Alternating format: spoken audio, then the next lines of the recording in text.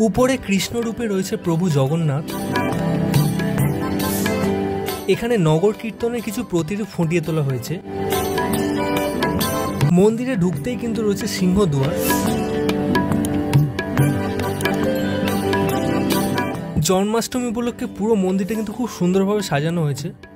আজকে আমরা চলে এসেছি কলকাতার সবচেয়ে বড় জগন্নাথ মন্দিরে, যেটি একদম নিউলি ওপেন হয়েছে। দেখতেই পাচ্ছ মন্দিরের গেটও কিন্তু এখনো সম্পূর্ণভাবে তৈরি হয়, তবে মন্দির উদ্বোধন কার্য এবছর অর্থাৎ 2024 সালের উল্টো রথের দিনই কিন্তু সম্পন্ন হয়েছে। মন্দিরটি কলকাতার কোথায় রয়েছে, মন্দির ওপেনিং টাইমিং কখন, সমস্ত বিস্তারিত তথ্য এই ভিডিওতে থাকলো। এই মন্দিরটি যেমন দিনের বেলাতেও সুন্দর, তেমনি রাতের বেলাতেও কিন্তু এই মন্দিরের সৌন্দর্য আরো দ্বিগুণ ভাবে বেড়ে যায়। এবং মন্দির প্রাঙ্গণের মধ্যে রয়েছে সুন্দর একটি জলের ফোয়ারা।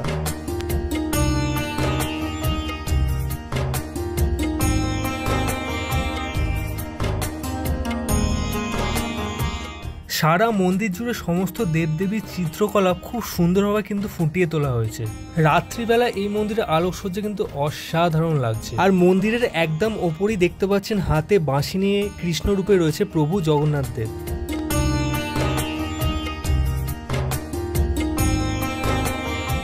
মন্দিরের গায়ে নগর কীর্তনের এক অপরূপ দৃশ্য খুব সুন্দরভাবে ফুটিয়ে তোলা হয়েছে। মন্দিরের প্রবেশদ্বারের দুদিকে রয়েছে নরসিংহের মূর্তি, যেটিকে আমরা সিংহদুয়ারও বলে থাকি।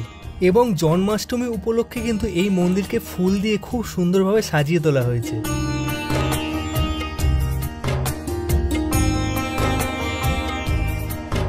এবং এই হলো মন্দিরের ভিতরের সম্পূর্ণ অংশ। এবং এই মন্দিরটি খোলা থাকে সকাল 8টা থেকে দুপুর 2টো পর্যন্ত, আবার বিকেল 4টে থেকে রাত 8টা পর্যন্ত। মন্দিরের একদম সোজাসুজি বিরাজ করছে প্রভু জগন্নাথ, বলরাম, সুভদ্রার বিগ্রহ। সত্যি জাস্ট অসাধারণ দেখতে লাগছে।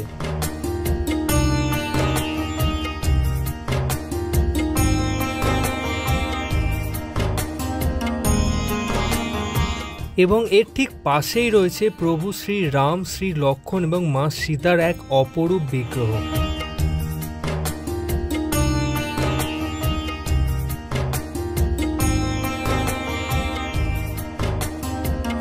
এবং বাঁ দিকে রয়েছে শ্রী বজরংবলীর একটি বিগ্রহ।